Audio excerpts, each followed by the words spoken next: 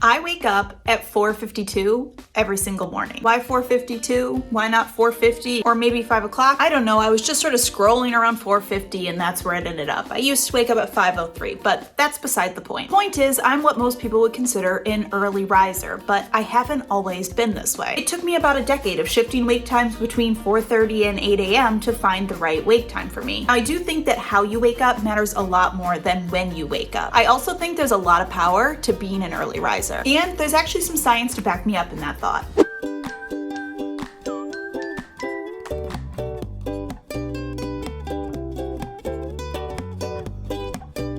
Harvard biologist Christopher Randler performed a study to discover that early risers are more proactive and better problem solvers. And another study from the University of Toronto found that those who woke up before 7 a.m. reported being 25% happier. And another study found that early risers were up to 27% less likely to develop depression. Now add to all of that being an early riser just tends to work better with today's society, which probably plays a role in the increase in happiness and the decrease in stress. In general, society runs on a clock. Stores and businesses operating during daytime hours, most people being expected to be on the clock at work around 8 or 9 a.m. If you're a night owl, you risk being constantly in a misalignment with the societal clock. The good news is you can shift your wake time. I have found myself quite a few times in discussions with people claiming that they are just not early risers, they can't wake up early, and I call BS on it. It's honestly not that you can't, it's just that you don't want to. And I've got some science to back up that claim coming next. And if you don't want to, that's fine.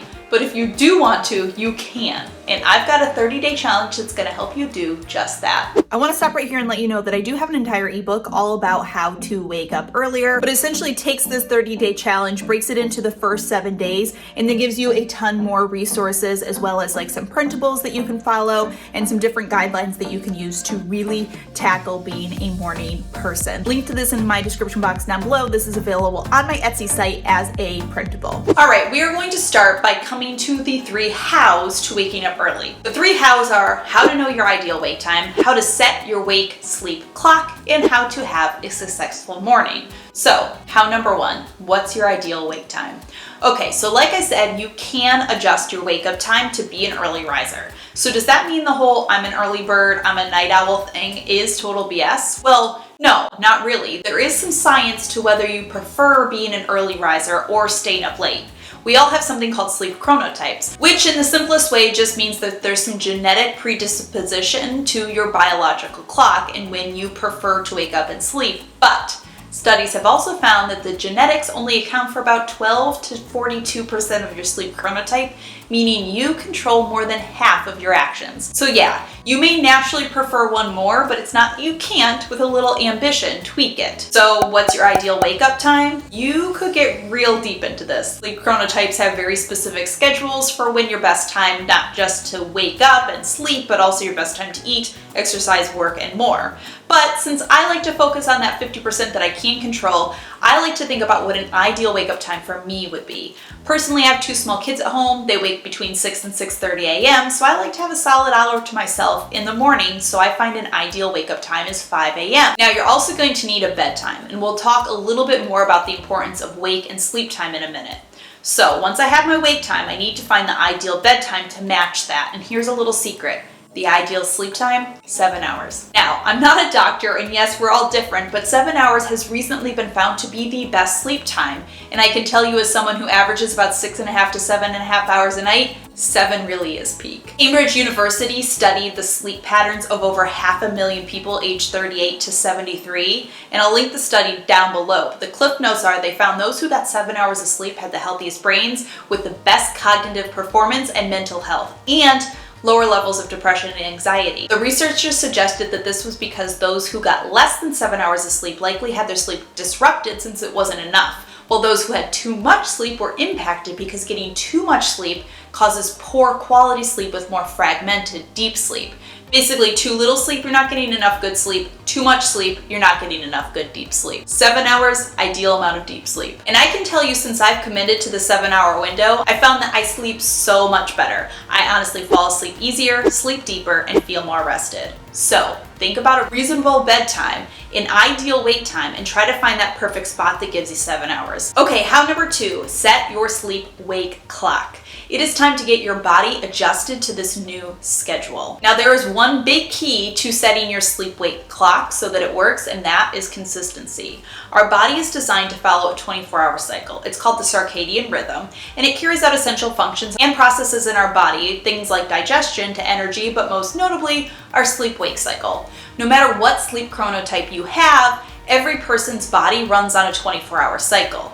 During the day, the exposure to sun and light triggers your internal clock and generates alertfulness to keep you active, and as the sun sets, our internal clock triggers the production of melatonin, which is the sleep hormone. And the best thing that we can do to support this is consistency.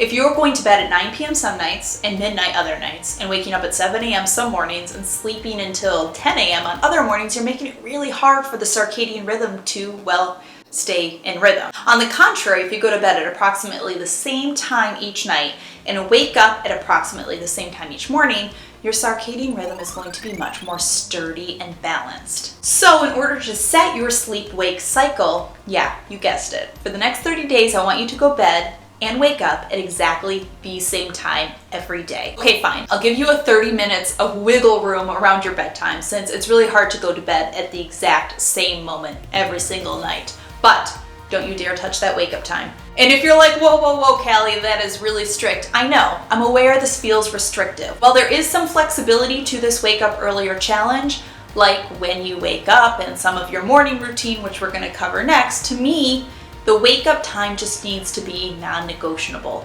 The only exception I make is for sickness. When our body is sick, it needs more sleep to repair itself. But besides that, even when I'm on vacation, I keep my wake up time strict and consistent. All right, we got the first two hows, how to pick your ideal wake time and how to set your sleep-wake clock. So the final thing we're going to cover is how to have a successful morning. Having a routine for a successful morning is important because without some purpose or intent to your morning, you're never gonna stick with your wake up. You need some reason to wake up, a push for when that alarm goes off. Waking up without purpose to just like idly scroll your phone or wander around the house is not gonna do you any good at all. So you need a few things for a good morning. One, you need to be active, not passive, about waking up. When your alarm goes off, you get up. You don't pick up your phone, you don't scroll, you don't snooze, you get up. And a key to being active and not passive is once you wake up, you should already know what you're going to do, so you're not idle about it. Personally, I have basically the same routine every morning. It isn't something I need to like sit down and plan each night. If you really want to make it easy for yourself, focus on the first 3 to 5 steps, but have something you have to do. For example, when I wake up, I make my coffee, I fill my water bottle, I do a 10-minute yoga, and then I journal or check in on my to-do list. It's simple, but it's intentional, and it's the same every single morning. I wake up, I know exactly what I'm doing. You need to have something meaningful to do in your morning routine. This is the beautiful thing about getting up a little bit earlier is that you get time for yourself. I would never find time to do yoga at any other points throughout the day, and I know because I've tried. I never stick to it.